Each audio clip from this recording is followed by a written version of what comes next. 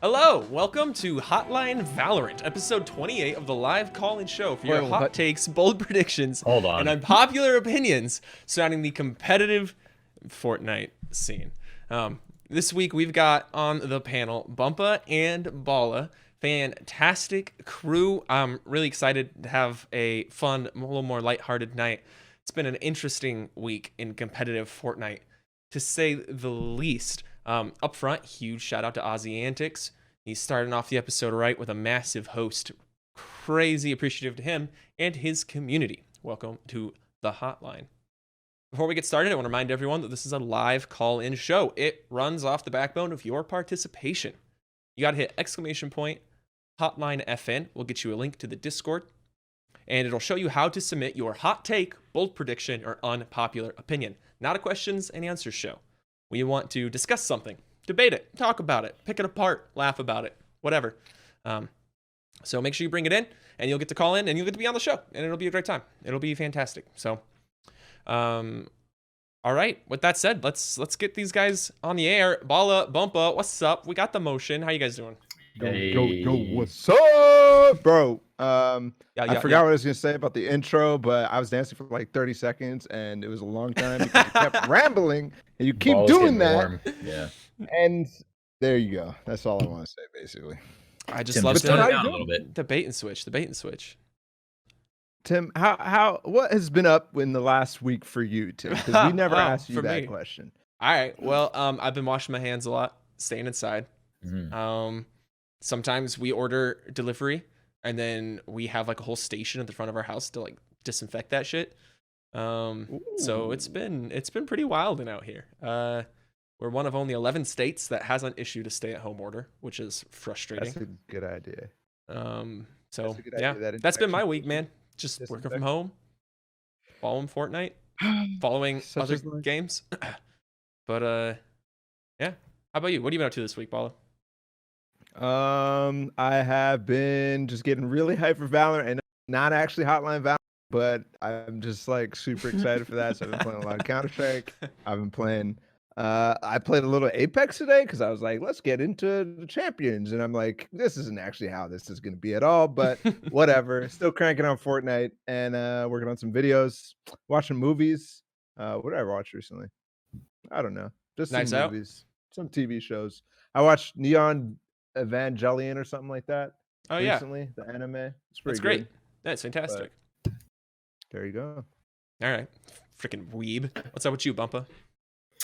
Oh, just drinking heavily, playing Fortnite, and as you do, watching Netflix pretty much. No, every day just starts. I wake up at like noon, then I drink my coffee. I play the daily duo cup. After that, I shower, and then play Scrims for the night. And then when Scrims are over, I get blackout drunk and watch Netflix, and that's pretty much the schedule. And nothing in that schedule involves making your damn bed, bro. Come on. I wish I had the screens or with the text. No, I will not make my bed. Bro, I got some old fuck takeout food right here and a shirt.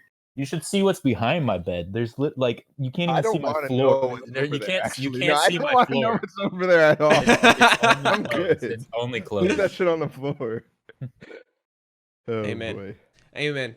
All right. Well, once again, everybody, bring these topics in. You'll see at the top of the topic channel, we've got a maybe it's even a pinned message. We might not get to you, and I also might struggle to put out English, but. Shut up, Balla, and it'll be fine. Anyway, the more topics we have, the better the show's going to be, but also not all of you are going to get on the show. That's the point. So patience, bear with us, but please bring your topics. We're kind of chilling right now. Oh, we're doing great. We're thuming. Yeah. So, Bumpaah, I wanted to ask you, it's been a couple days now. How's the no grenade life? Ooh. The no grenade is like that tiny sliver of light in the completely dark box that Chapter 2 Season 2 has me locked in right now of pure depression. But yes, it is nice. I never realized how much of a mental weight there was on me with grenades. Like when there's grenades in the game, you have to be cerebral 24/7 while you're playing the game. Like okay, if I'm going to dead side rotate here, I need to make sure I get there at this time. Otherwise, if I'm stuck on this edge, that means other people can be 65 meters away from me. And you have to think about all these different factors. And you're like, yeah, well, and you can't go center zone at all, because when you're center zone, you're 65 meters away from more people than if you're edge and whatnot. So like having no grenades has really like helped me ease up and be like, okay, I can just play the game. I can play smart. I can go center zone. I can play my game and I can chill. And it's taken a weight off. But you know, it's like I said, it's like if you had somebody torturing you, like kicking you over in the stomach while you're down, and then like every once in a while they pick you up, give you a little kiss on the forehead, and feed you some food, and then they go right back to kicking you in the face. That's kind of what it's like. So the grenades is that little break in between getting kicked in the face. It's taking the little broken bird back in and mending his little wing, and then just like throwing him off the windowsill again. Yeah, just bring him in, nurturing him back to health, and then snapping his wing before sending him. If I can pull a Shioism, it's when you go to a restaurant and you order a meal and the meal is bad, and you realize that it's not because they messed up the meal, it's because the restaurant is just bad. And so then you get the next meal and it's the same thing. The steak is overcooked, it's well done instead of medium like you asked, and you end up in a loop of forever sadness. Where's the good part though? Because the grenades getting removed is the good part. What's the good part about the steak? Oh, true. No, I forgot about that part. Like you have to add. You did it. That was a terrible. He's just like, I can take a shot across the bow here. Hold on, I said it was a Shioism. I didn't say it was gonna be. Yeah, you're just talking shit about Epic Games right now. You're not making. Or is he talking shit about Shio by dropping these awful Shioisms and attributing to him? I don't know. Either way, someone's getting shot at here. Where is that guy? Thoughts and Where feelings? Please share. Please share. All right. Yeah, I think it's an interesting take. Not an interesting take. I think that's almost the expected take on grenades, right? I mean, obviously, it's to be applauded, in my opinion, anytime those sort of like unreactable situations are taken out of the game. But it's not like they took it out of the kindness of their heart. They took it out because you could insta throw 6 grenades by changing your mind, right? Like, so the game is still gonna be just as goofy as soon as they, fix the bug, right? Like, I don't. All right, yeah, I gotta fix my metaphor then. It's not like it's not like you're getting fed and getting kissed on the forehead in between beatings. They just stop beating you for 5 seconds, but you know they're gonna add back grenades, so you're about to get beat over the head all over again. Yep. 100%. No, that's the worst part. That's the worst part, knowing that grenades are definitely 100% gonna come back, and it's just you only get this small little break, this small little vacation of. Can you believe we've had grenades for a whole 2? We're gonna have them probably for a whole 2 seasons. We've never not had grenades. No, we had. There was, but there were. That's what I was gonna. We've never not had grenades or clingers in the game. It's either been one or the other. Yeah. Clingers used to be a whole lot more busted because clingers were way easier to abuse. But then once trios came around and people finally figured out how to 65 meter people, yes, that's when it's like, oh, clingers are just as bad, or grenades are just as bad as clingers. Yo, I saw that when they. Clingers was just grenades for dummies, you know? Yeah. They're like grenade plus C4, like just kind of like slightly meshed together with how you can drop them in people's boxes and stuff. I saw that when the patch went live, removing the grenades, it also, at least for a while, bugged out the markers, so they weren't showing distance. Is that still the case? I guess I haven't checked lately. No, I still see it. No, it's not the case. Okay. All right. I was just gonna say that would have been quite the bra moment. But at least we got that. Actually, I think Balla. I think it was you. No, it was Shio. And oh my gosh. Okay, I'm gonna put words into the wrong person's mouth. Okay, but it was either. It was two of. Oh, god damn it. Okay. Someone said one of the casters was saying that they think that Epic screwed up. One of the biggest mistakes they ever made was making it so that markers showed an actual distance and that you can mark builds. And that was the core of the issue, dude. I swear it was like MDF and Clay, or Clay and Shio. Clay and MDF on the side stream for practice server. Yeah, probably. I actually like that. Yeah, so I think it was. Why do markers need to show distance? It doesn't change anything though. It's just an artificial skill cap, because people are still just going to count tiles or something and get perfect nades. Yeah, I mean, I'd rather have that than like being able to just see a number. You know, like you mark somebody. Gauging distance isn't really something that is actually doable in a sense. Like, to get something that exact like that, I feel like without markers with distance, you would never really be able to do that like consistently. Yeah, So it not would make consistent. things just random and not because Mm. the actual number does matter.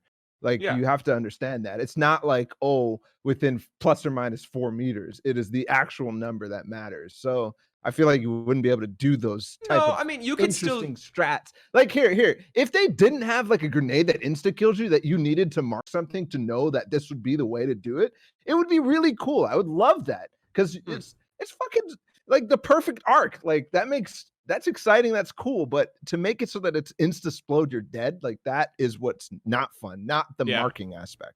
Yeah, You yeah. know? Not even that instant Yeah. blowing up isn't even the problem. It's that it goes through everything. If they throw in the multiples, then they'll insta kill you in that situation, right? Like, I Right. guess, yeah, you're right. There's nothing inherently wrong with like cool grenade throws, right? Like, that's not particularly an issue. All right, well, you guys ready to start rolling through some callers? We doing this? Let's do it. We doing this I would call-in love to show? get to know these degenerates. Hey, what's your name and where are you calling from? So my name is Elin. I'm from Chile, the guy from last week. Hey, welcome Yeah, back what's up, to the man? hotline. What you want to talk about? So I'm happy to be in Hotline Valorant this week. Grenades started here. I'm appreciating that, but I have a pretty big opinion on competitive from this week, especially. Okay, let's hear it. So I think Epic should do something like now about the pros quitting because a lot of pros quit this week. So competitive might just fall down, or we'll see new names pop up because everyone's going out and Epic doesn't do anything, doesn't So do, I two don't know, World Cup questions. or. Two questions. What would you like to see them do to try to retain the is that the goal? Is it to retain the pros to keep them here Yeah, and not quitting? retain them so they still have they still want to play and Okay. compete. And how would you suggest that they do that then? I think cash cups aren't really that competitive. Like if you are really good at scrims, in cash cup it doesn't apply, so you can put it in your practice. I think Epic should add less tournaments, but with more prize pools or bigger prize pools, so people want to play more competitive and get stuck Yep. in games and things like that. All right, let's talk about this. Do you guys think that Epic needs to do something? Let's start with the original question. Do you guys think that Epic needs to do something to retain the pros now?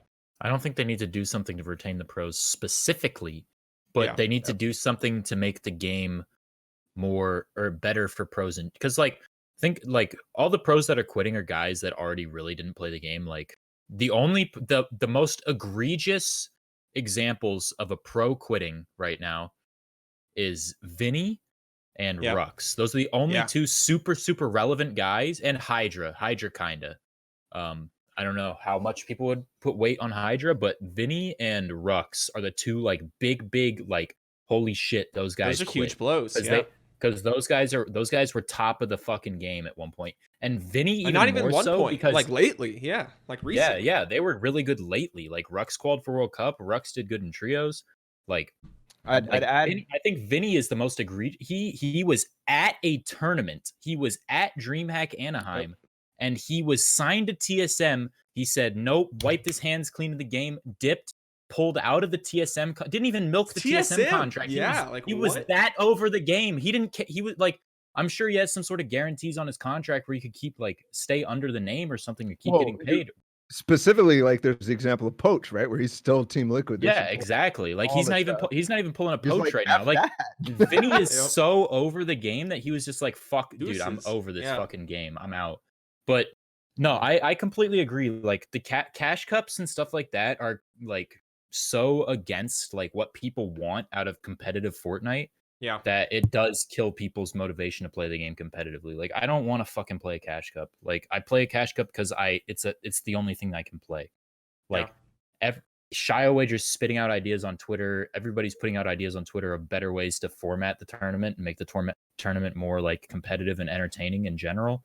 Yeah. Like why are we done? Like I get that it's Epic's money and they can spend it how they want, but why are we putting money into these tournaments when we could put money into tournaments that are so much more competitive? Like make FNCS. We could take all this money from cash cups and just put it all into FNCS and have like trios style FNCS.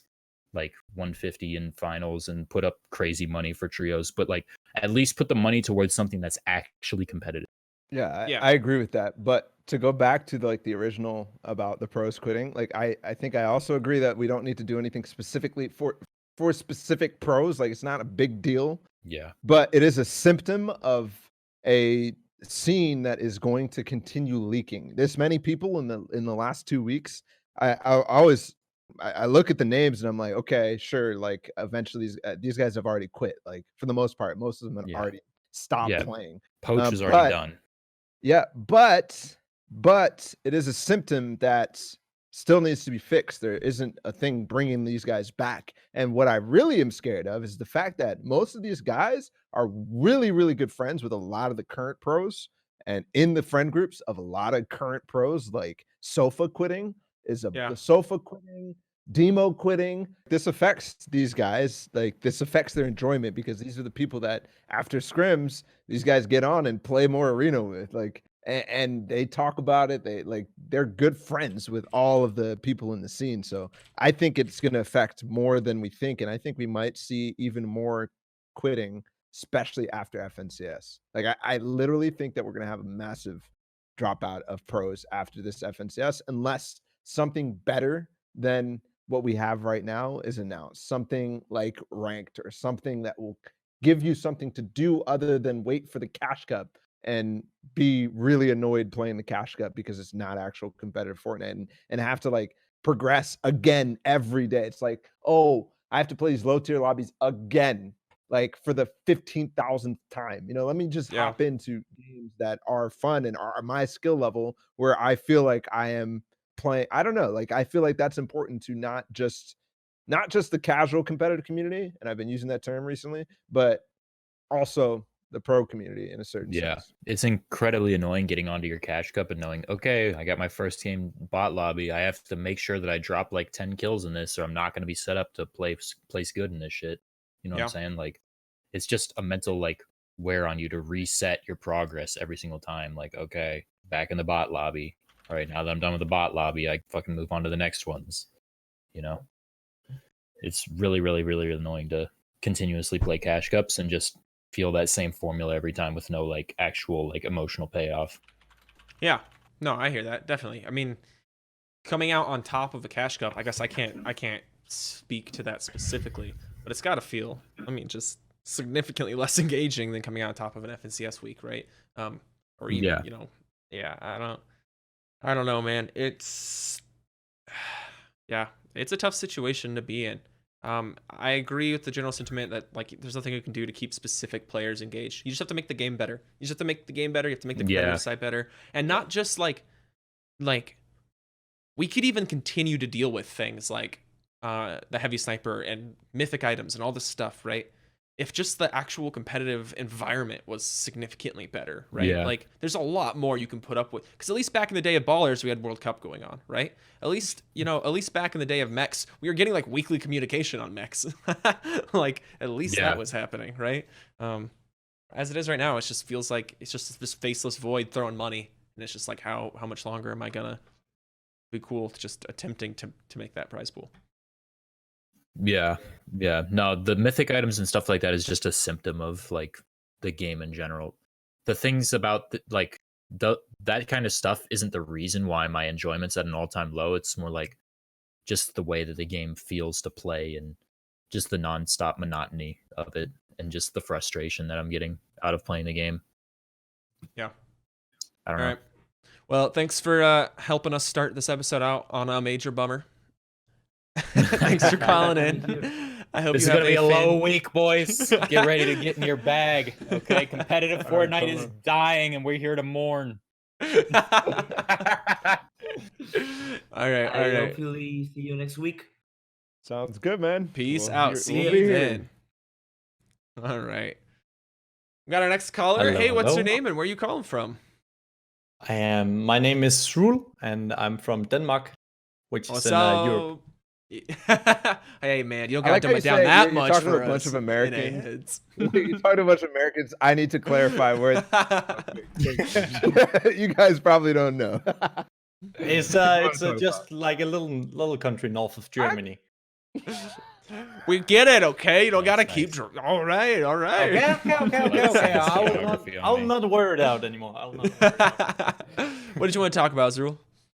I would like to talk about the evolution of competitive Fortnite. Like we were like kind of on the subject right now. I think that Epic Games is kind of moving down the wrong path. Like we've seen a lot of interest in the past for the best of the best playing against each other. Like recently, a really good example was from the weekend where we had Stumpy and Aqua playing versus Wakey and Snappy in Game 6 of the Europe FNCS, which was like they could both win the tournament if they just won the last game.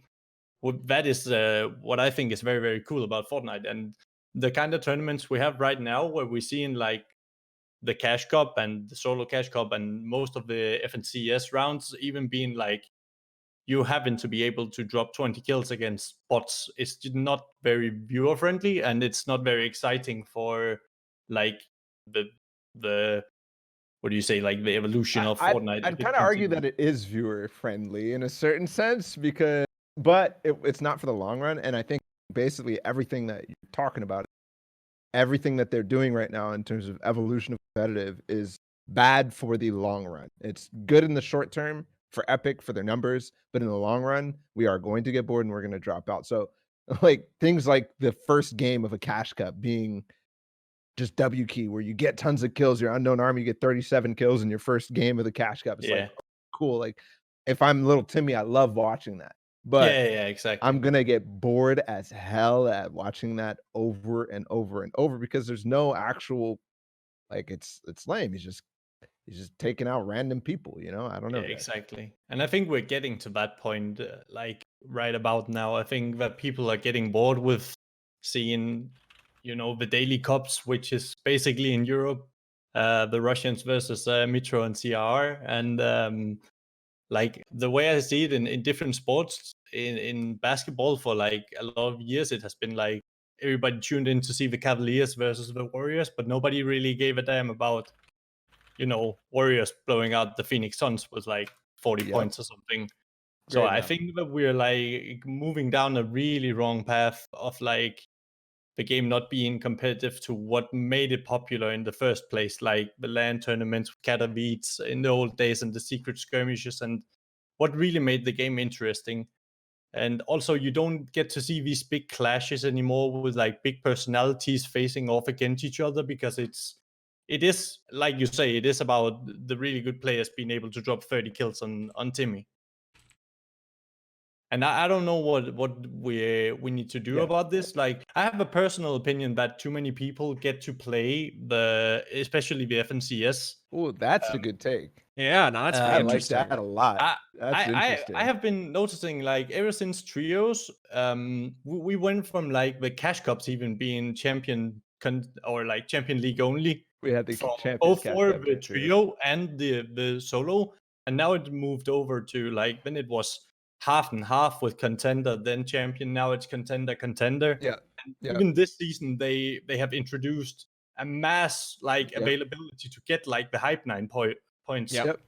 It is actually tuning in Friday and Saturday, and you can earn like 2.5k points. And if you're just able to get like 3.5k yourself, which is pretty goddamn easy, you are able to play versus the best on a Saturday, where we are supposed to witness like the best of the best face off against each other.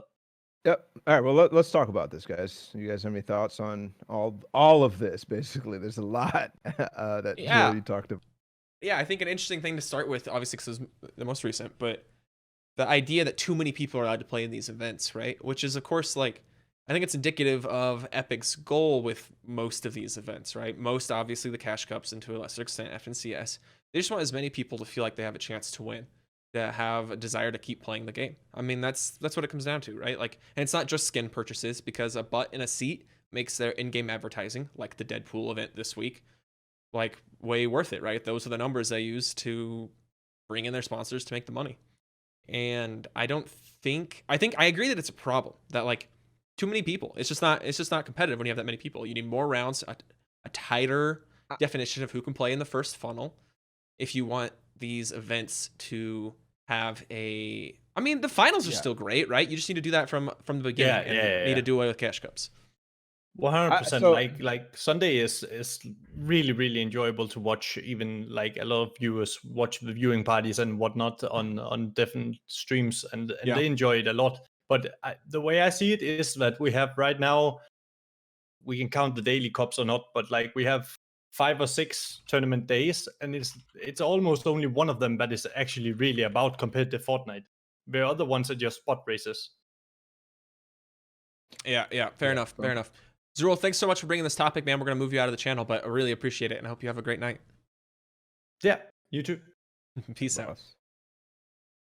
I like that. I like that topic a lot, specifically because like it made me think of. It made me bring up this thought this really scary thought that I have in my head that, Epic has this goal that they want people to win, and that's why there's a lot of people that want everybody to be able to feel like they can win. And to me, that's a obviously drastic contradiction against competitive and esports in general. And if they have that thought, what I think in the back of my head, and it's so scary to me because this invalidates everything that I've worked for, essentially. It's basically that Epic has already decided they don't believe in their game competitively. They don't believe in it. And I've seen so many things that they do that makes me think that, but I'm always taking a step back because again, I can't think that way. Otherwise I'll be like Bumpaah. But like that they've already given up, so they won't try to do the things that we want to do, even though that we believe that it will make their game a better place and it will make them more money in the long run, right? Does that make sense to you guys? Am I like crazy for thinking that might be the case with Epic? I don't know, Bumpaah. Let's hear you first. I don't know. I just yeah, I think that we've seen a lot of this type of talk in the same lane on Twitter recently. I've seen a lot of people recently on Twitter talking we should cap the amount of kill points that you can get in a game in Cash Cup, and I think it's a symptom of just a bad format. It's just a band-aid, exactly. That would be a band-aid for a worse solution. FNCS he was talking about like opens being like bot racing in order to qualify for opens and whatnot. Like I feel like opens to semis is fine, but then I think semis to finals is the more egregious example. Like top 1,000, there are not 1,000 like top tier Fortnite duos in the game right now. Like there are not 1,000 duos in the game who are good enough to play at a high level that you can like think like, okay, these guys can make good decisions and stuff like that, and like they're going to be actual good players. Like there are still definitely some major bots who qualify for top 1,000, and it just causes semifinals into finals to be more of like an RNG fest, because you can get like somebody can make some weird fucking decision to like storm push you on edge zone in your semifinals game and like completely derail your run into making top 50, because top 50 is such a tight window from top 1,000. It's very, very frustrating to watch, and it's very, very like, I don't know. I think it ruins the viewer perspective as well. I feel like Trios was one of the better systems that we had. Do you remember the single day Trios Cup? That was fantastic. Yeah. I thought the way those stages were split up was pretty nice. The single day. It worked for the time, at least, right? Are you talking about, what are you talking about? Which like ones? The OG, the first time we ever had like Trios. The first one with no money, or the first ones with money? Yeah, I'm pretty sure it was no money. It was like season. Okay, yeah, the no money one. The no money one was terrible. What are you talking about? You needed like the format was fine for the next round. The original ones where there was no money involved. I might be thinking of the wrong thing then. Yeah, you needed 5 points to qualify for the next round, and just ended up like boring the shit out of you. You played 12 hours of Fortnite the whole day just to like be bored out of your fucking mind. No. How was the first one with money on the line then? Just the first one with money on the line was the same as World Cup. It was no different than World Cup. It was just trios. I think it was like top. What was it for trios? Top 500 maybe? Top 500 trios. Trios. The season 9 trios with like ballers and shit. Yeah. Like before World Cup when all the EU when all the EU players were over here. And yeah. Aspect, Bugga, and Animal One, like two cash. Yeah. Yes. That was a fun time, man. That was a fun time. And then Bugga got dropped because he was streaming, and they didn't want him to stream. Which I respect, because they're pure competitors, so I get it. All right, Balla. Alrighty, we ready for the next caller? Yeah, man. Let's do it. Let's do it. Hey, what's your name and where are you calling from? My name is Nick, also known as Grinacide, and I'm from New York City. Yo, welcome back to the show, What's up, Nick. Brother? Hey. What do you want to talk about tonight, man? So today, I'm bringing you guys some player-focused topic, and I just want to talk about my good. I mean, they're my good friends, but I also have a lot of confidence in them. There's bias. Okay, maybe a little bit. I just think there should be more of a focus on Assault Jaith and YKel. They have, I mean, from what I've seen, it seems like they have every single tool that it takes to be like one of the top duos. They placed 8th in the finals of NA East last week.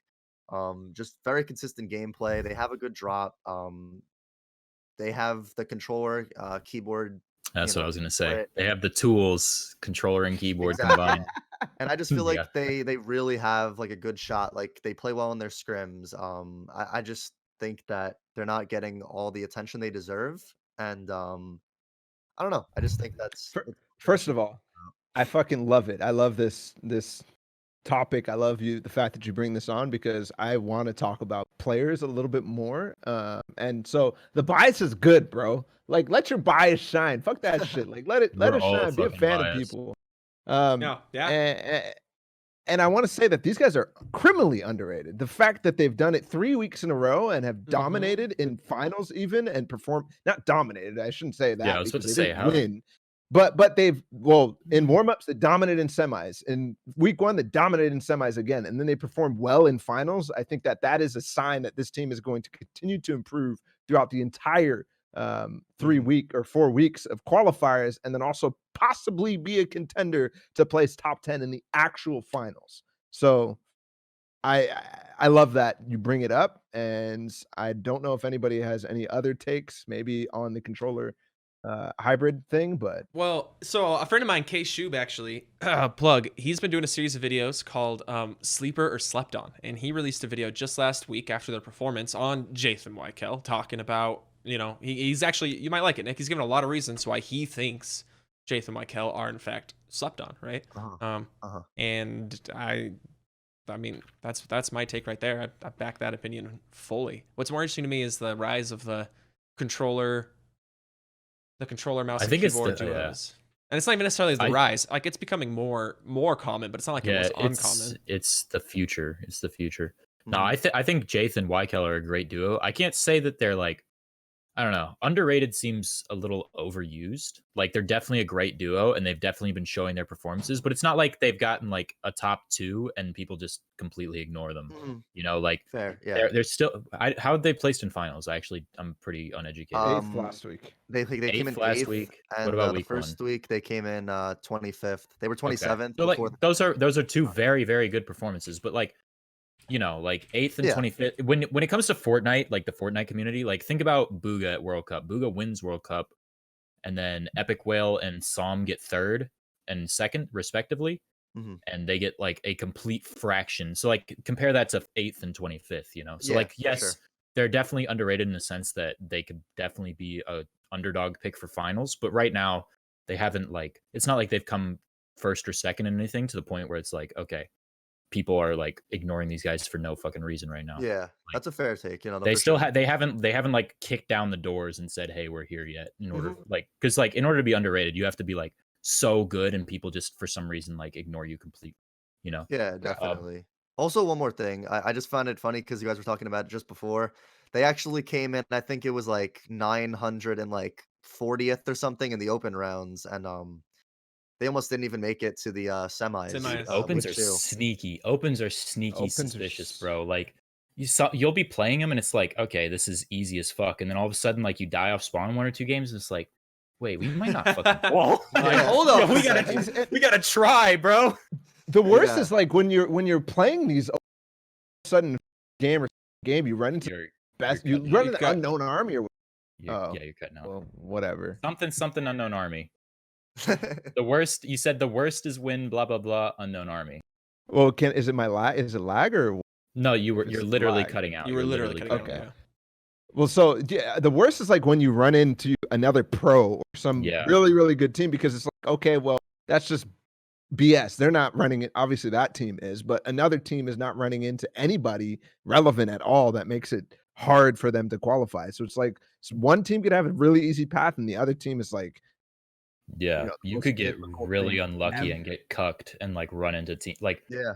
Further you could into be one playing. of Yeah, they encountered I think it was Thwyfo and Cloud, and they barely had any loot, and like I think Kel hit like a crazy like 180 pump on them, and it just flipped the whole fight around. But they were getting pressured like really hard, and like if they didn't win that fight, I'm not sure if they would have even made it to semis, which is crazy. yeah, Yeah.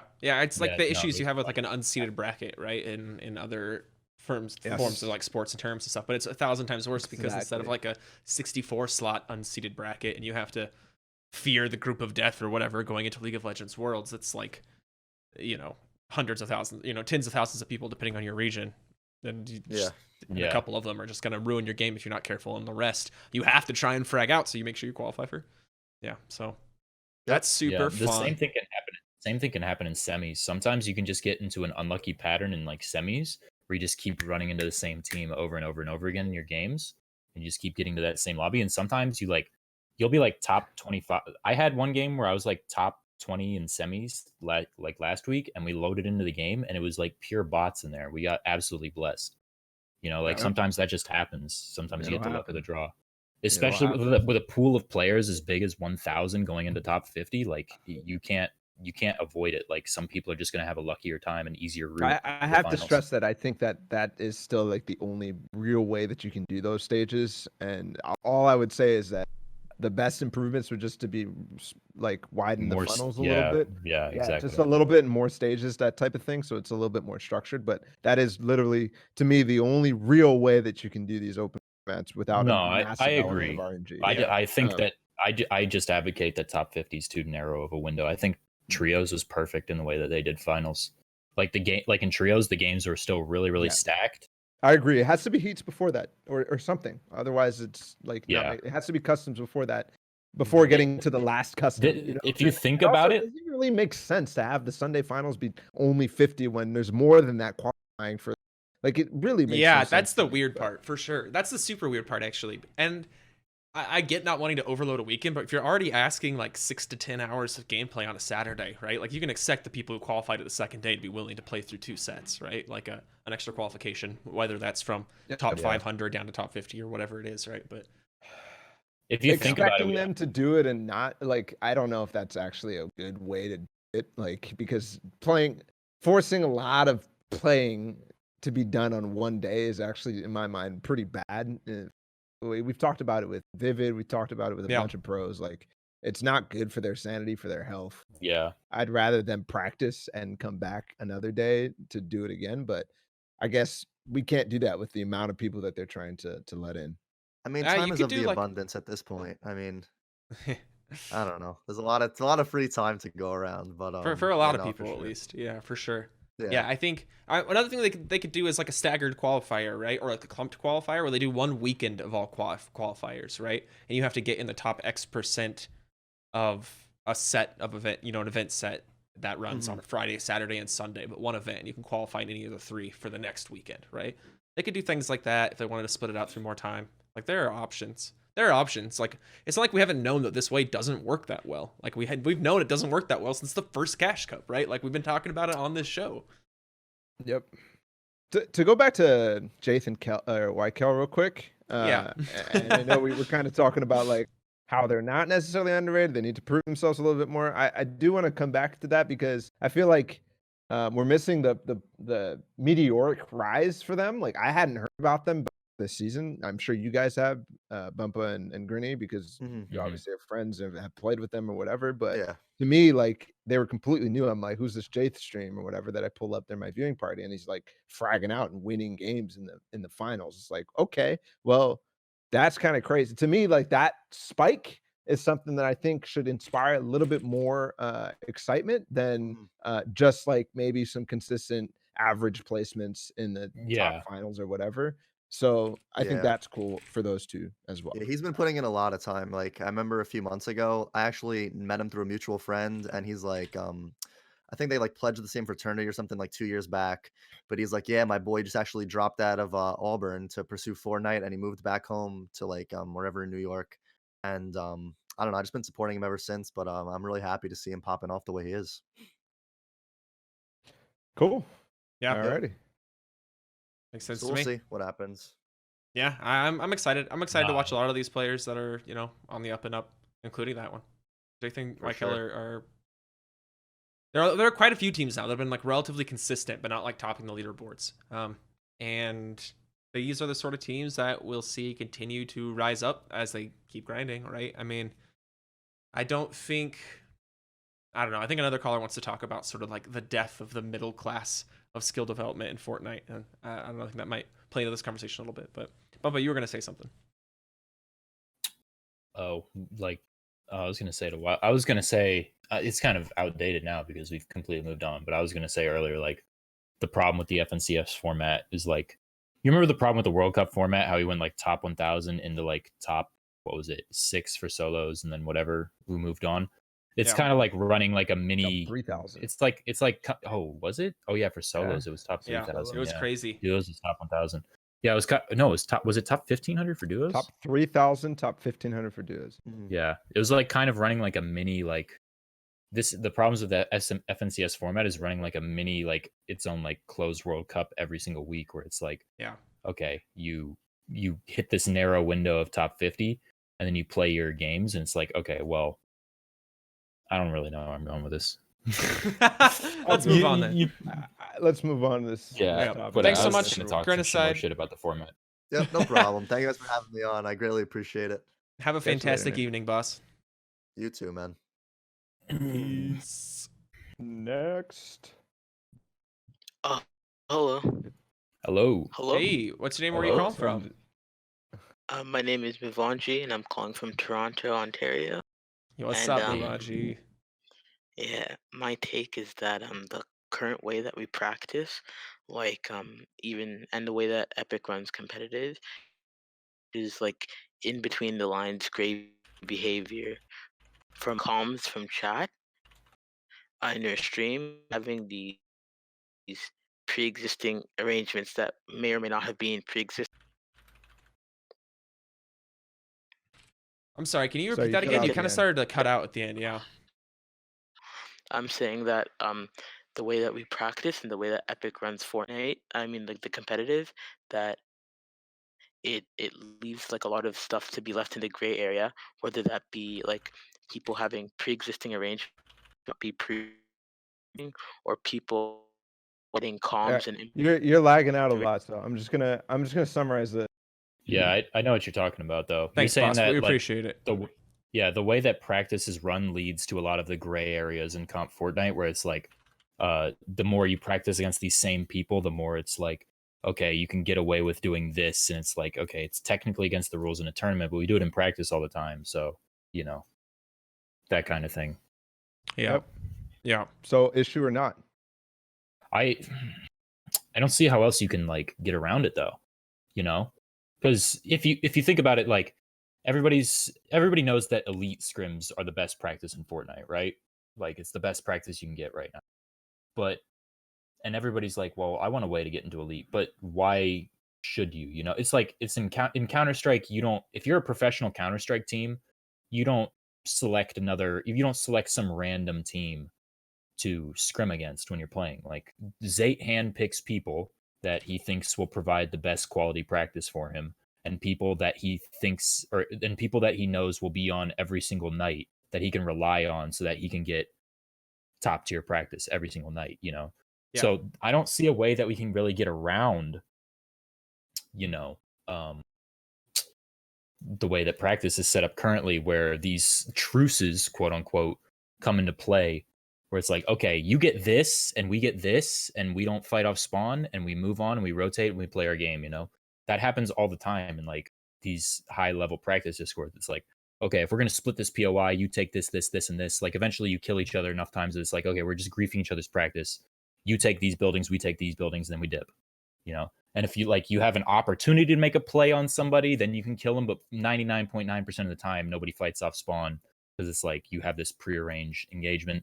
Or like there's POIs like Lazy Lake, like Booga and Stretch. I felt it firsthand. They will literally fight anybody who lands in the POI with them. They will chase you down across the map, and they will fight you on the other side of the map if you land in the POI. Like, you're not allowed to take any of their loot, or they'll fight you. So it leads to like them getting that's like strategy in a way of getting an uncontested but that's also POI like completely part of the thing. contradicting the whole collusion aspect of it, right? If they're trying to no, I'm just it's like what Mitra and CR it's a good point are though doing still, because it's like right now. Again, it's like the elite scrims or whatever only have access to do that, and nobody else has. You know what I'm saying? So it's like, it's definitely weird in a sense, but is it really an issue? I don't know. I think that maybe a little bit, and especially in the case like keys and slacks. Yeah, it doesn't come into an issue until it's like the Bucky keys slacks scenario. Exactly, where there's a specific group of people who are maliciously going thing. I think that is the point where it's like, okay, that's an issue. So the bigger issue to me is that you need to have these scrim discords and these if you're Zayt and you want the best practice, you still need to keep competitive integrity in those games, because in like Counter-Strike or whatever, it doesn't matter.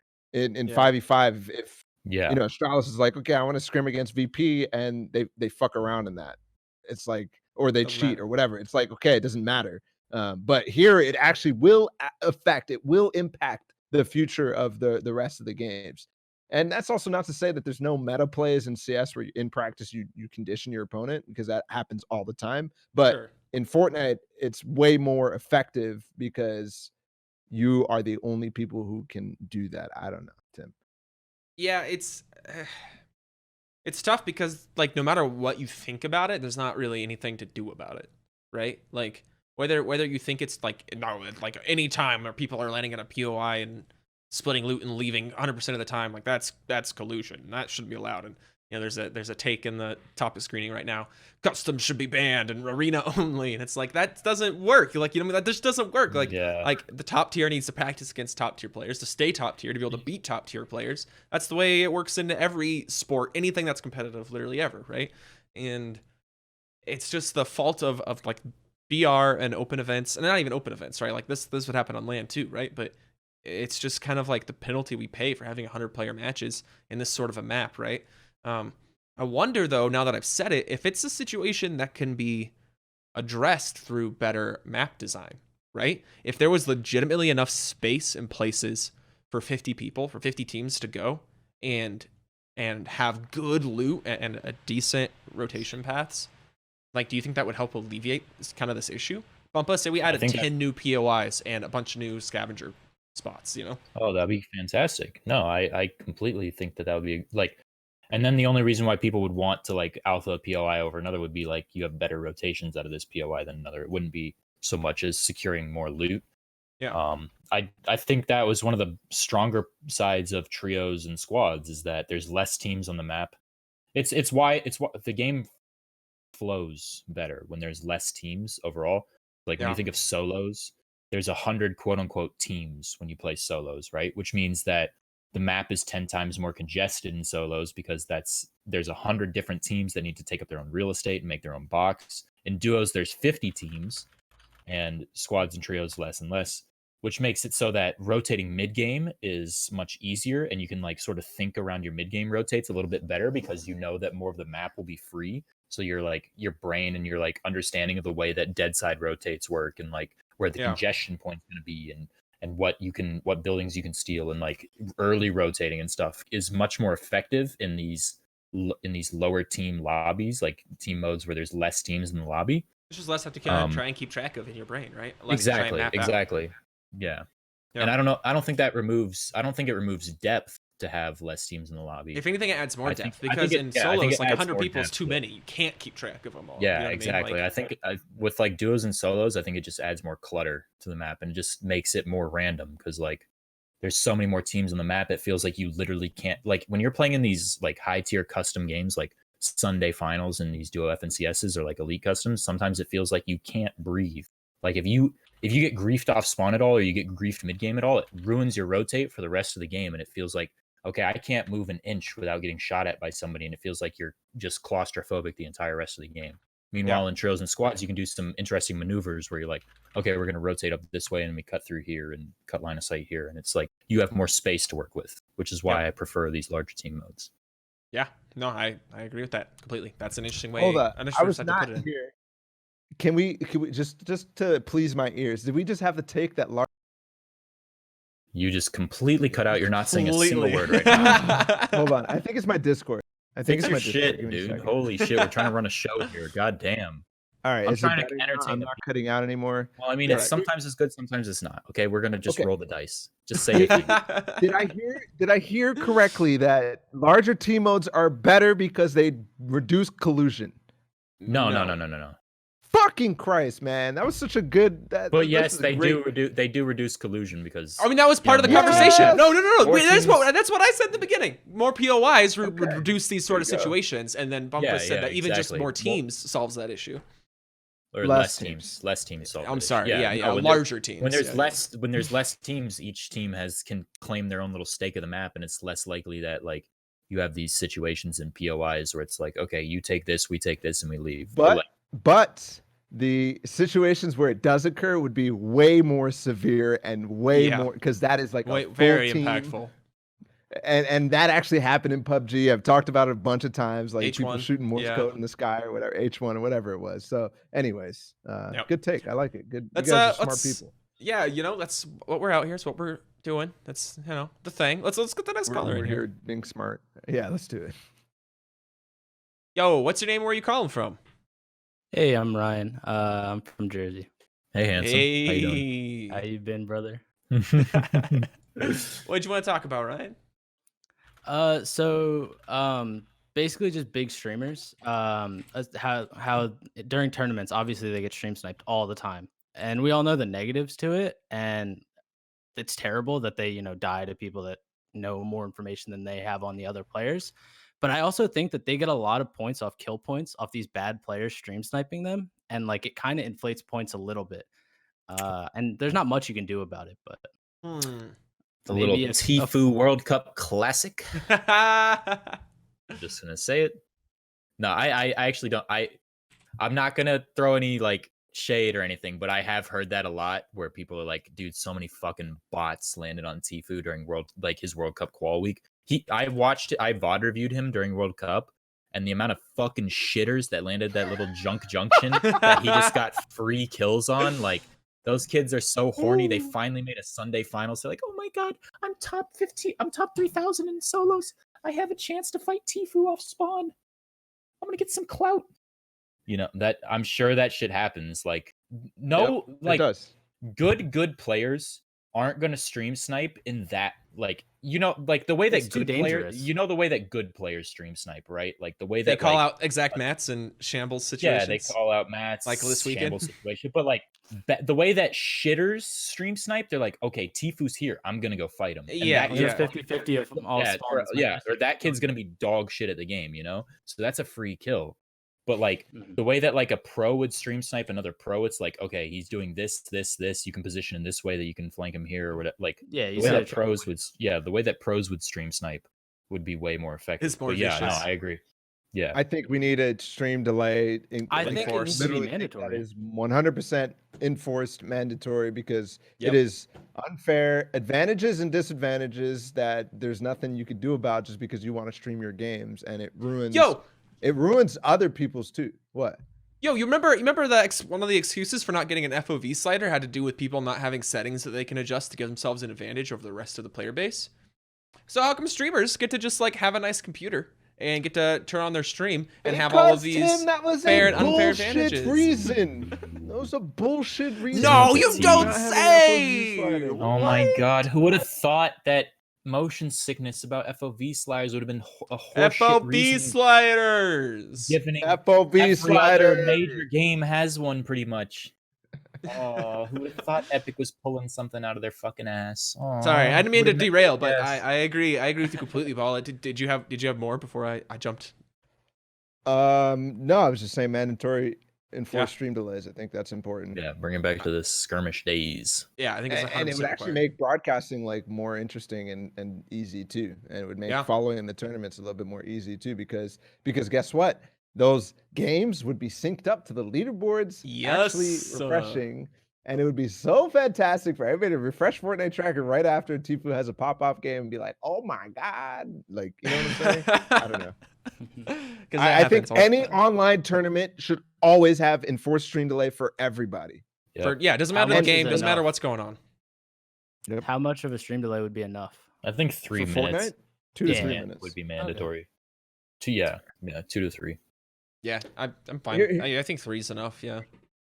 Here's the question before we move on, though, for you guys: Is that actually possible? Is it actually possible to enforce a stream delay in online tournaments? I mean, I'm trying to think of like for like the top level guys, it would be 100% possible. But like, I mean, who's watching the one? Who's watching me? Yeah. Okay. Yeah. No offense, but yeah, who's watching Ryan Gamble stream his FNCS qual? Like, he's got like 1 or 2 viewers, and you know who's stream sniping him with like 2 minutes. No. You know, I mean, not to be a dick. You said it. No, you said it, bitch. No, I don't want to be an asshole. I'm the one that brought it up. It was me. Yeah, I got like 2 viewers. Follow up, boys. Yeah. No, I definitely, I think if they can enforce like these really subtle things of teaming, like storm surge tags. I mean, that wasn't very subtle. You guys They need barely to work on your enforce acting. them, though. Yeah, you guys really need to work on your acting. Okay, what was more like if they can enforce these subtle ways, like pick. That's not super subtle either. Dude, I don't know. It's so funny. If they can enforce any type of like slight collusion or anything like that, they can enforce a 2 to 3 minute stream delay. You know? I was thinking about like just through this topic alone, like by Bumpaah saying what good players are doing when they stream snipe, and the question always comes up to me when I'm VOD reviewing people, and it's like, how the fuck do they always find these kills? Like, it's always like, how the hell are they finding these kills? And like they always are looking in the perfect direction. And I'm like, but it's so hard. You can't tell because it's like either they're just good and intuitive on finding out the locations of people that are weak and shambles, and they can identify that, or the worst alternative ever. Yeah. So, yeah. There's no way to know. I was watching the Cash Cup last week, and people were using the water balloons to find people and then searching their Fortnite tracker to see if they're good or bad players. Yeah, I heard about that. Dude, wait, what? Dude, because you can do it through builds. If you water balloon somebody in a cone Yes. and you see their name and it's some fucking random Timmcd, W. best believe you I pull know, out that heavy bro. sniper. I posted about that on Twitter like no. 1 month ago. I was like, please ban the throwables. Yeah. There's Yeah. You've been And talking about that. so many people That's thought like- you were talking about nades and stuff. I know, yeah, no, I'm not talking about fucking So names, many I want fucking those gone. morons. It's like, come on, guys, throwable emotes. I literally said throwable emotes, and they're just like, okay. Anyways, there's so many things that they could do in the game that would help reduce or at least combat collusion and stream sniping. That things like the throwables, things like, you know, anonymous forced for everybody, forced random skins, all these things, like obviously forced competitive random skins or whatever idea works. There's so many different ideas. I'm just throwing out random shit, but like you can modify these things to work for the game and work for the players and make money 100%. for the game too. I don't like. Does the water balloon still work? Yes, I did it yesterday. Okay, I did yeah. it today, I'm gonna too. start. I'm doing that. Yeah, now. there's no reason not to. trolling. No, it's not. I'm doing it now. I'm sorry. you can do it through one by one. No.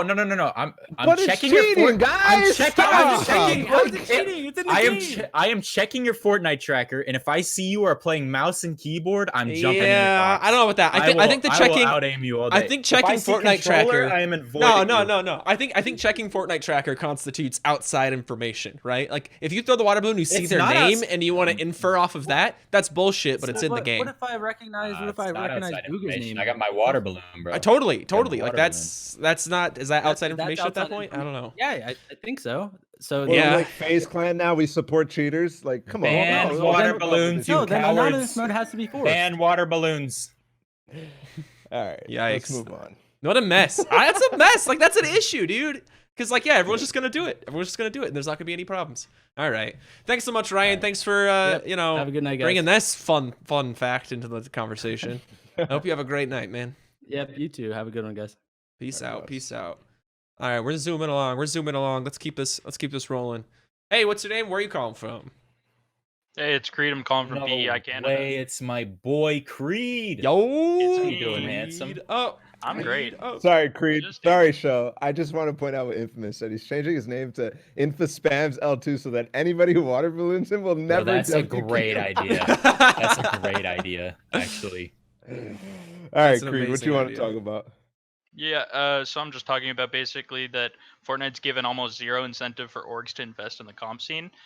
It's widely considered a joke among esports, and with zero communications with orgs players and minuscule prize pools, the only way orgs are willing to get into Fortnite is for big money prize pools like we saw with World Cup, or with streamers like Unknown and the like.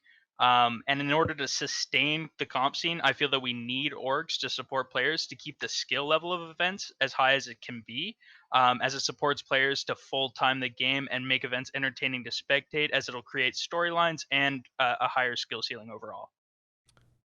Yeah, Tim, you're shaking your head. I'm shaking my head at I agree that a strong future future for Fortnite competitive is to involve orgs. I don't think they need to. I think their open system could have worked. And I think it can work, but they're not doing any of the hard work that comes along with trying to make such an open system work, right? Where they've decided they want to bring on the entirety of the brunt of like responsibility for the competitive scene, but then actually do nothing with it, right? Like, and not actually do anything but throw money at, like, frankly, like barely competitive events, right? For months and months and months and months and months. I think that you're right. And like, I'm with you on that. I prefer it to go that direction, but they could have done it. Like, they could have done it without orgs. They just have like absolutely failed basically every step of the way, like prior to and since World Cup, right? Like, what do you think, Bumps?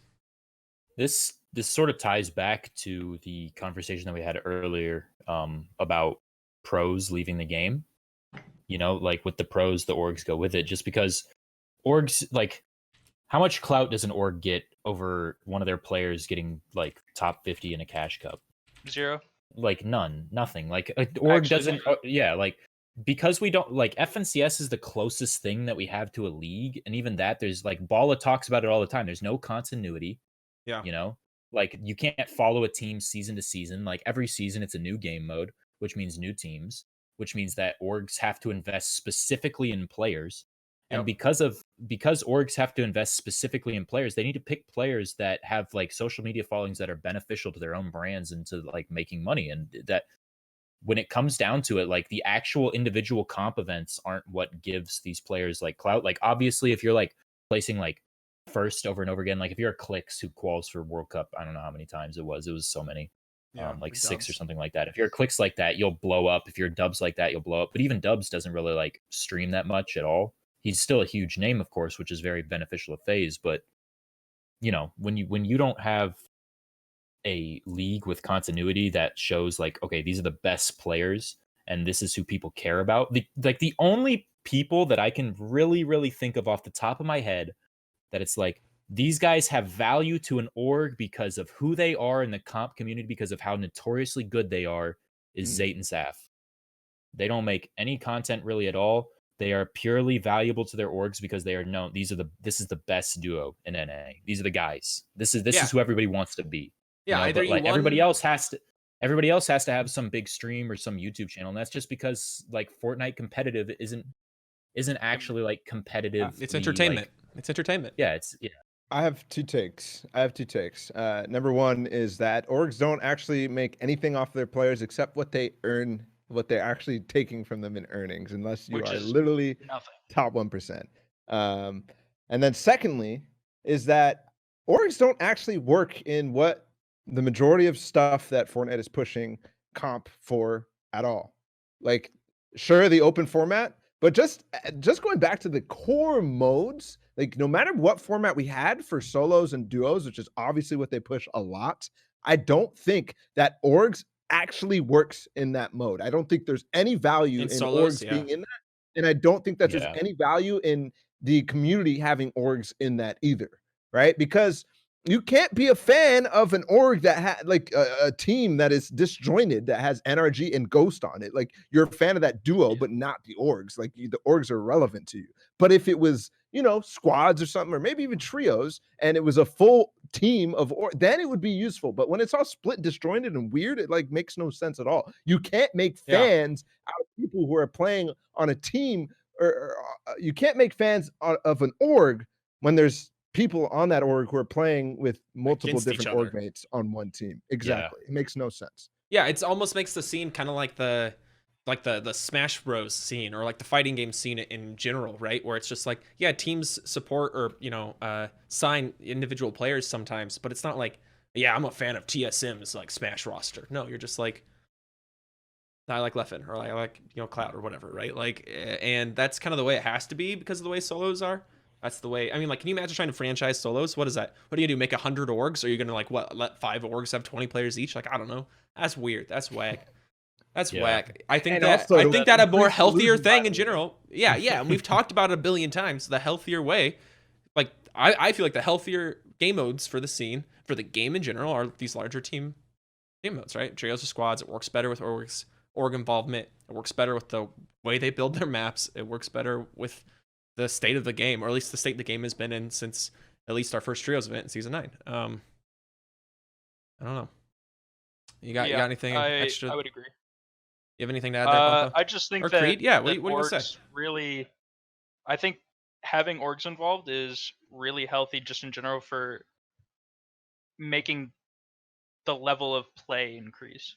If you have more people that are able to invest full time in the game and have like stable income from an organization and stable support from an organization, I feel like that just generally helps increase the level that you would see in events. Like, one of the underrated like benefits of being on an org and getting paid a monthly salary is, okay, I don't need to pop off and make a shitload of money from comp events. I can just focus on being the best player I need to be, and I know that I have that money coming from the, like, I have a stable income without having to like pop off in an event, and it like, also helps you allocate resources. Like an org can, for example, NRG was someone that I was working closely with going into World Cup. Like, they have people who run player Instagrams. They have people who do the YouTube thumbnails. They have like all of this stuff. You don't have to worry about that. You can play the game. Your content's still going to go out. Sure, you probably want to stream every once in a while, but like it really does benefit, and I think it helps raise, like, again, the skill level in general of the scene. Yes. I agree. Yeah, 100%. because I tweeted about this the other day, right? Like, if you want to go pro in Fortnite with no like nest egg, right? You have to either be incredibly skilled and incredibly lucky to win that nest egg very early on in your career, or you have to be a content creator so an organization is interested in you so you can actually put the time in to compete. Otherwise, you'll have to forever split your time 50-50 between creating content and trying to get better, seriously better and competitive at the game. Creed, obviously you work with a ton of players. Like, is that something you see a lot of? Like, you kind of just alluded to it, right? Yeah, I mean, if you look at players like Zate, right? He's never streamed an event. He's like, I can't even count of times he would stream scrims. Like, those are the players that, like, Zate has to have some secret strat that he has never divulged to the public, that he is not streaming, and he's constantly been at the top of events. Like, if you're a player and you're not streaming now, like, you're not going to get where Zate is. There's no system for you to be able to sustain yourself. Yeah. So if you're not signed, how are you supposed to, exactly improve and get to that level where you're, not having to stream to sustain yourself? You're just winning. Yeah, like, imagine if LeBron had to, I mean, maybe LeBron's not the greatest example, right? But like, imagine if he had to be teaching clinics on the side just to like fund himself continuing to pursue basketball, right? He's never going to get as good as he has gotten if he has to split his time 50-50 in a totally different role, right? Like, one thing's competing, one thing is not. It's just like another thing to have to try to be good at. Balla, you got any final words here? Nope. Fantastic. Thanks so much, Creed. I really appreciate you, man. I hope you have a great evening. Yeah, you guys as well. Thanks for having me. Bye, handsome. Bye. Wow, you cut him off. Toxic. Yo. Welcome to the show. What's your name? Where are you calling from? What's up? Sick Degenerate, and I'm from Jersey. Hey, cutie. How you doing? What's up, beautiful? What you want to talk about? Play the game anymore, Sick? What's that? Do you play Fortnite anymore? No, but I am a very avid watcher. Okay. One of the rare. To my topic. Let's hear it. So I think viewing parties are inherently bad for Fortnite competitive as a whole. When we had World Cup happening with Epic's production, it allowed everybody to kind of center around a singular viewing experience. It was all synced up and it looked, good. Now granted there was some issues with the replay stuff, but it is what it is. And now currently what we saw was that, Symphony, Chap, these people doing viewing parties often had bigger viewership numbers than Fortnite's main cast. I think that led to Fortnite or Epic kind of losing interest in providing that experience for people. And what we have now is week in and week out, we have Emad doing viewing parties, Chap doing viewing parties, these kinds of things, but it's super scuffed. Now, Balla has done a great job, I would say, with his limited resources and Prac server. That whole production is a pretty good thing, but it's still drawing from streams that are all out of sync. It's taken from replays that happened half an hour before. It's just so disjointed. The viewing experience is absolutely terrible, and it just brings no value to the competitive scene. Yeah, that hurts, man. I would argue, I don't know. That hurts. No, I don't know what I would argue. I'd say that Balla's like casts brings a lot of value to the competitive scene. It might not bring as much value as an official Fortnite stream would bring to like the competitive community, but Balla is that supplement. He's that creatine that we need in the competitive community, since we're lacking with the actual official broadcast, because that's something that we are actually missing. I don't know why. But what about the actual official broadcasts brought more value than what Balla and Shrew were doing? Was it the fantastic interviews, or was it the dancing? Let's get it out of the way. Let's get it out of the way. The casting was shit. The production was mediocre.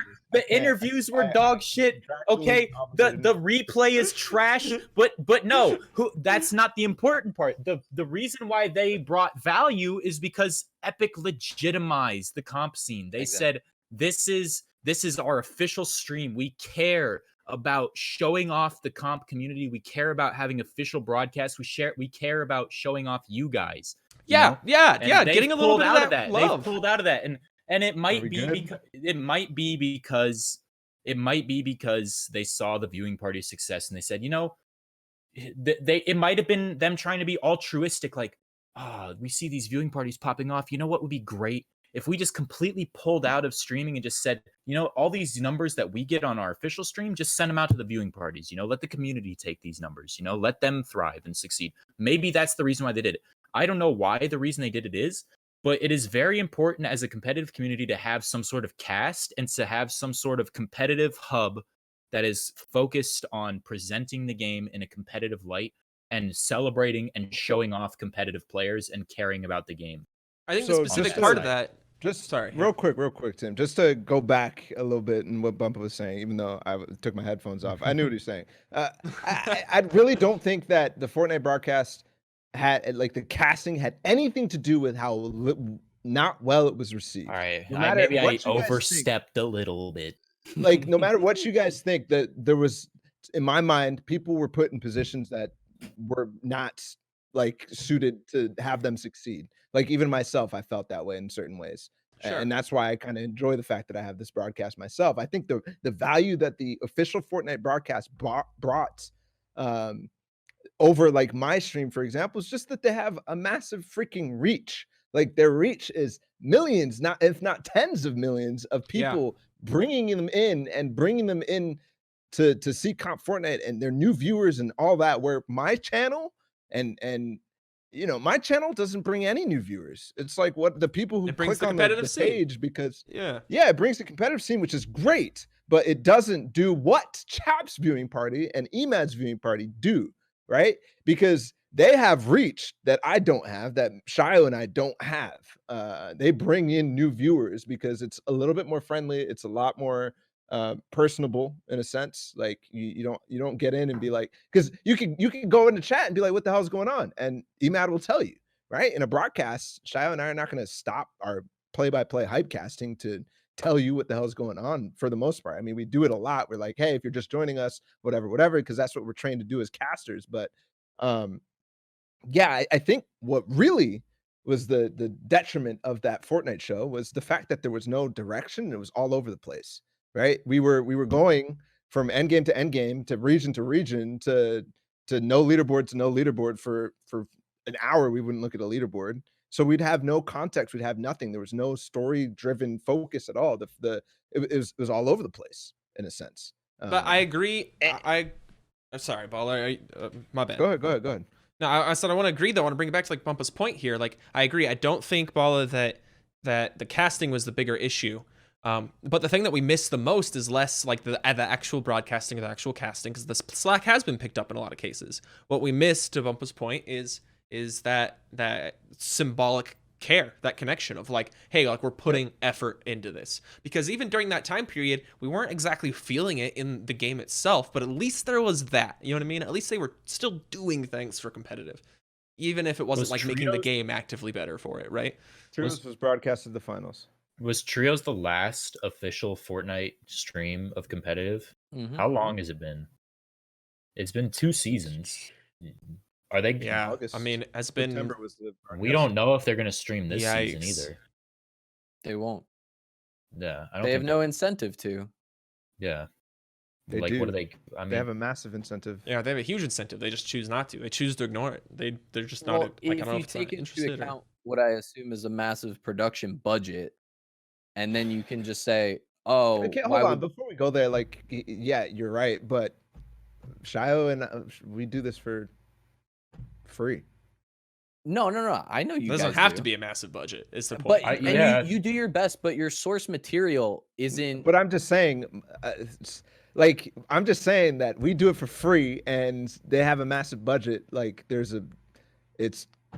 They You know could what I'm meet- saying? Why would they they could spend meet that Balla- money when Yeah, you're they doing could it they for could meet free? Balla. They could meet Balla in the middle though. Like what? All right. Yeah, If Balla's doing it for free, why aren't they giving Balla like the fraction of a Because he's still doing it for free. and at least doing it? But why? All right, if he's gonna do it for free, why not do it on the main Fortnite stream? You know what I'm saying? Like why not? I think that would be an absolute great decision. I think that Balla and Shio's casts are like they're a lot more loose, but they're akin to the early summer skirmish streams. If you remember, like they had similar like production value when it came to like scoreboards and stuff. We were ripping player POVs from streams, you know.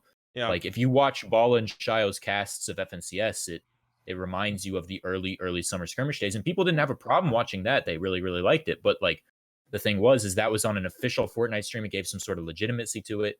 You know, like it brought the community together around the official Fortnite stream. And then like we had all the viewing parties doing offshoots of that. Right now, like all the viewing parties are like their own Balla and Shio in a sense of like they're doing all the camera control. I don't how many viewing parties like actually like viewing party Balla's stream, you know? Because like when you have the official Fortnite stream, everybody has that central hub of we're viewing party this stream, we're viewing party the official Fortnite channel. And everybody feels like, all right, we're all. And that's a doing community this. builder too, right? Because everybody, whatever viewing party they're watching the same thing, right? And I'm not saying they couldn't get the same thing if they were all viewing party, you know, the same broadcast by Balla and Shio. Yeah, exactly. The same stories grow and build hype and stuff. I think that's an incredible point. Yeah. We gotta move on. We gotta move on to our last caller. Any last points, anybody? I think we've kind of talked this to the ground here. We good? All right. Thanks so much, Sick Degenerate, dude. I really appreciate you bringing this take. Have a good night, brother. Later. Peace. Do we have one last caller here, Balla? Oh, we do. Yo, what's your name and where are you calling from? The Viber himself. Wait, fuck, I lost it. Okay, I'm Sparrow and I'm from Florida. Yo, what's up? Okay, I found it. So basically I'm asking, currently, a lot of like the OG veterans for pros have been quitting the game, like Imshoots quit today, and like Demo, or Imshoots quit? Yeah, Imshoots quit today. And currently people have been skipping practice to like just play squad scrims for half fun or play like other games. And currently, like prac right now, we can barely fill a lobby, if we do fill it, the games are good, but we can barely fill 2 when we should be filling 2 when we have a server of 300 people. And I feel like when Valorant comes out, I don't think as many people are gonna be playing the game, but I feel like the kids that are still gonna be there, that want to grind, want to improve, are gonna still stay.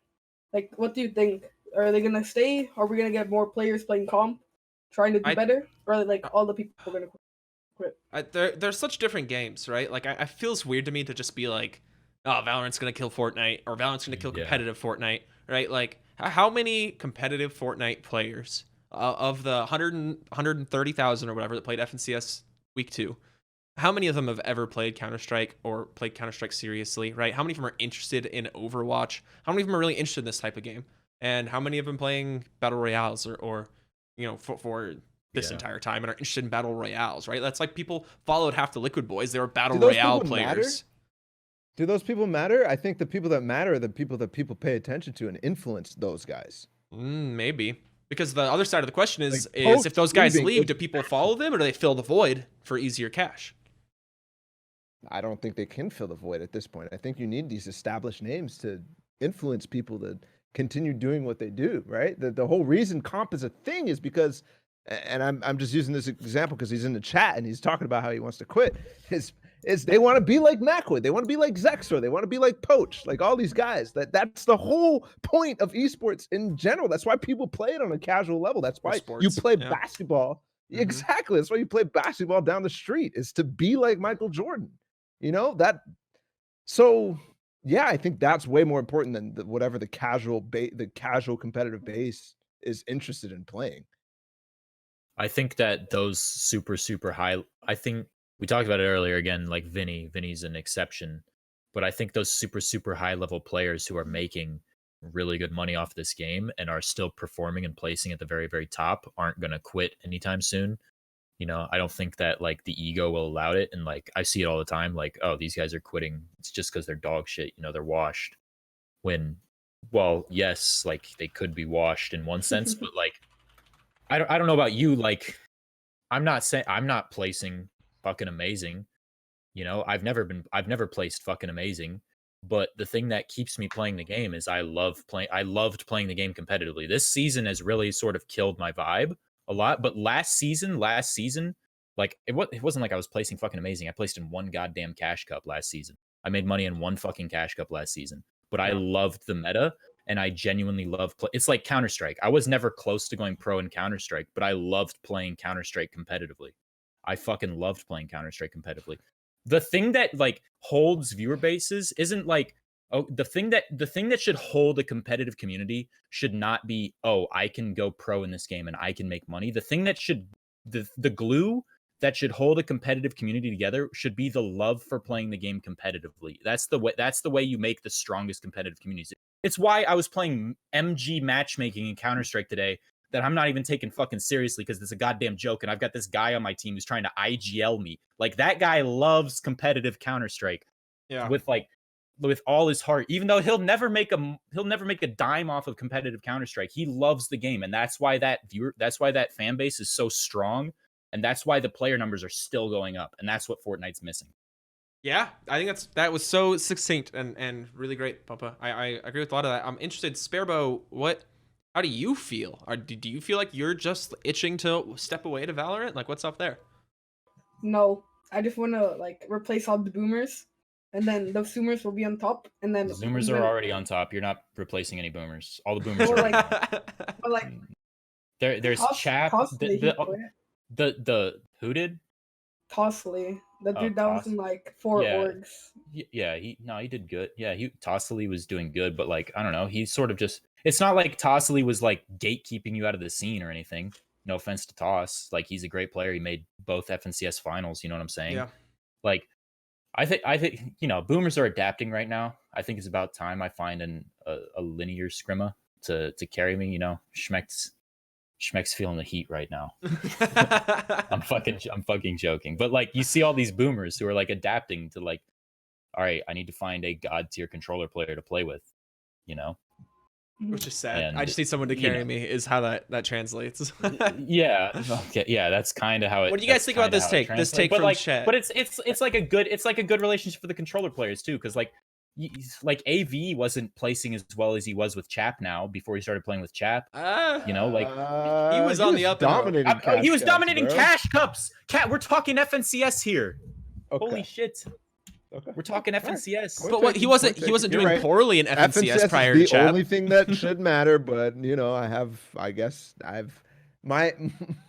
changed, man. I've been forced to love I've been forced to pay attention to cash cup. Okay, good correction there. look Fuck at the Cash top Cups. of the leaderboard and be like, okay, that matters. This guy's popping off. He's gonna be the next. I think Cash Cups matter in a sense that it shows like who's a good fragger and who has potential to blow up in the like Cash Cups show who has the raw skill, but like they need that experienced mind to sort of hone their in-game or their game sense, you know, in order to play in the more stacked lobbies. Do you yeah. Do you think that if Valorant is particularly successful and it does engage a lot of the mouse and keyboard scene, that controllers, the percent of controller players competing in Fortnite is going to increase? I think we're already on a we're already on that trajectory. Fucking Discord name, but we're I have heard it from the fucking horse's mouth already.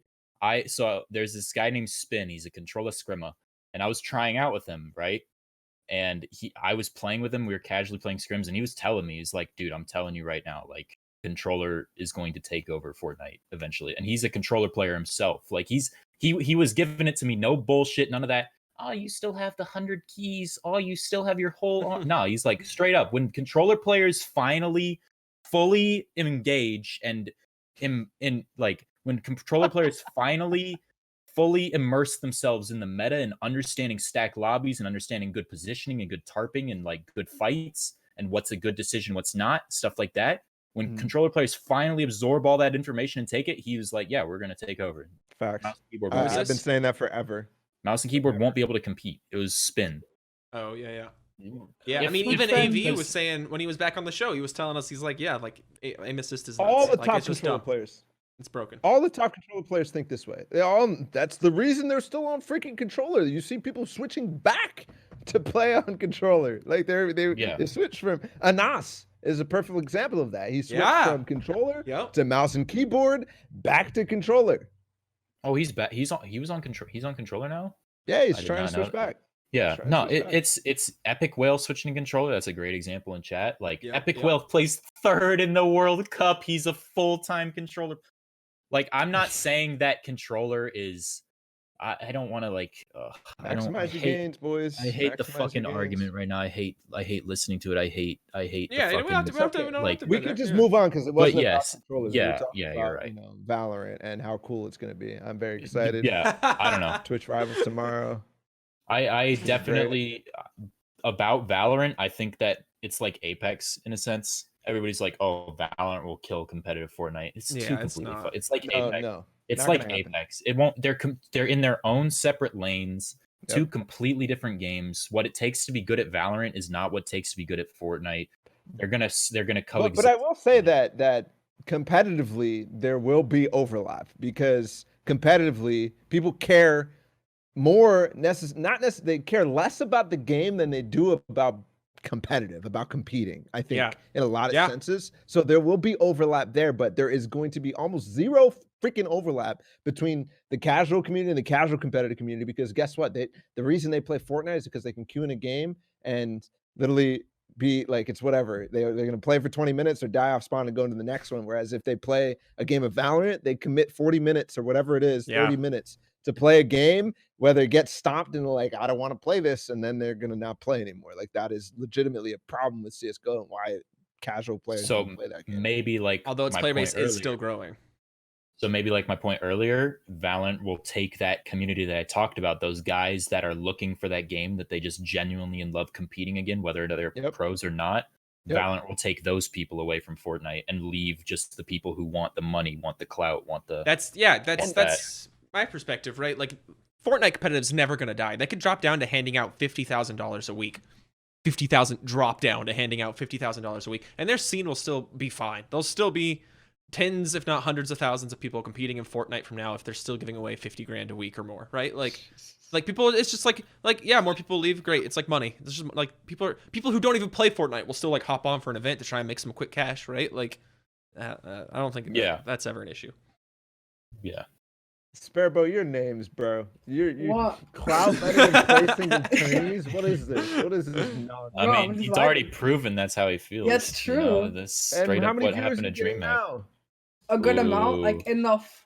Like if I keep going, like stream consistently, which I don't, I could probably average a lot higher viewers than I do. Like I stream late at night, And I'm Get on your grind, actually bitch. I'm advertising. hearing a lot of excuses right now. Anybody else?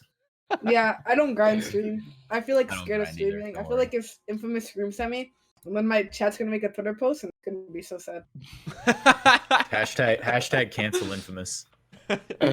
Oh right. boy. All right. Anything else on this topic, guys, before we kick this kid out of here? Sorry, I don't mean to. Yeah, I don't mean to like.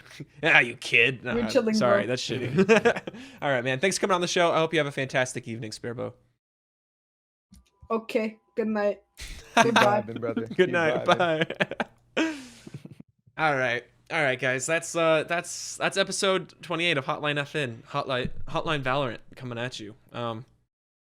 Bumpaah, thanks so much for hopping on and bringing some much needed pizzazz into otherwise a kind of depressing week, right? We had kind of a depressing weekend, at least from my perspective, right? A ton of cheating accusations, a lot that look pretty valid from where I'm sitting. You know what I mean? A lot of just shit from the community, right? And it sucks to say from the community, right? Maybe those assholes, they're not the community, right? But it's still really frustrating, disheartening to see. So Facts. So always here to bring the vibes up, boys. It's always a good time being on the show. Sometimes you just need the alcoholic boomer vibes, and you know, yes, you're bringing that to me with spades. Let's go. I'm gonna keep boozing when this show's over. Don't you worry. I'm gonna keep the party going. I'm all out. Balla's got it. Let's go. All right. Yes, well, sir. Bumpaah, what are you gonna be getting up to in the next couple of weeks, and where can people find you getting up to it? Well, my stream schedule is completely shot now. I'm probably not going to stream FNCS anymore, but I will be doing random daily duo streams and random alcoholic late at night controller arena those have been streams. great. So those have been amazing. Those are fun. Those are fun. I actually really like those. Those are fun. Those are good times. Mm-hmm. But yeah, I'm just sort of doing me. I'm gonna edit a video on the cash cups from this week right after the show. So more YouTube content at youtube.com/Bumpaah. You know how it is. Twitter, if you want the ramblings of an alcoholic old man, Twitter at Bumpaah on Twitter. But other than that, yeah, just I'm doing me. I'm trying to make a little name for myself, cut out a little piece of the pie in the community. You know the vibes. Yep. But yeah, that's pretty much all I'm doing. Hell yeah. Just that's all. That's a lot. That's a lot. And appreciate it. I like it at least. And I hope other people do. So follow up. All right, Bumpaah, thanks so much, man. I hope you have a fantastic evening. All right. Peace, brother. See how I just treated him like a caller right there? Just like, I hope you have a fantastic evening. And then I kicked him. Yeah. Exactly the same level. All right, Balla. Thank you for co-hosting yet another episode of Hotline FN. What are you going to be doing the next couple of weeks? Should be releasing a video tomorrow on Fortnite, and then I'm gonna be watching Twitch Rivals tomorrow and all the Valorant content that I can. Broadcast resume on Saturday for FNCS. And then who knows what's happening on Monday? Who knows? Well, actually, no, I know what's happening on Tuesday. I'm watching more Valorant, trying to get a key. You know, it's rough out here. Yes, sir. To get a key. I'm hoping, man. With all my heart, I'm hoping. But I guess we'll see what happens. It's tough. It's hard. It's hard because like I'm hoping to get a Valorant key about just as hard as I'm hoping that Fortnite competitive turns around. I'm hoping for both. Just I don't know if they're even, but I guess they're completely different scales. Like I just want both to happen, man. Please. Yeah, can I have both? Can we have two good games? Selfishly, I want the key, and then selfishly, I want comp to be good. It's not even selfish. It's just like I just want it to be good for everybody, right? Damn. All right, man. I guess so. Have a great evening, dude. And I'll check you next week. Hopefully. Yes, sir. All right, guys. That's Hotline Valorant. Just kidding. But if you would like to see something along those lines, let me know. Drop a comment, tweet at me. I think that'd be pretty fire. You know, something we've contemplated is after some more ex-Fortnite pros or even current Fortnite pros get their hands on it, we could do episodes with them on as guests to kind of, I don't know, just like shoot the shit, and then we can get some great Fortnite X Valorant rivalries happening. Yeah, it'll be super fun. It'll be an absolute blast. Huge shout out to the panelists tonight. Ballatw, follow them. Ballatw everywhere. Twitter, Twitch. It's probably Ballatw on Facebook. And then, of course, same thing for Bumpaah. YouTube.com/Bumpaah. at Bumpaah on Twitter, and same on Twitch. And then, of course, drop some follows and likes. I see them coming in. I really appreciate it. Here on twitch.tv/TIMMCD. Follow me on Twitter @_TIMMCD. And thanks everyone for watching another episode of Hotline FN.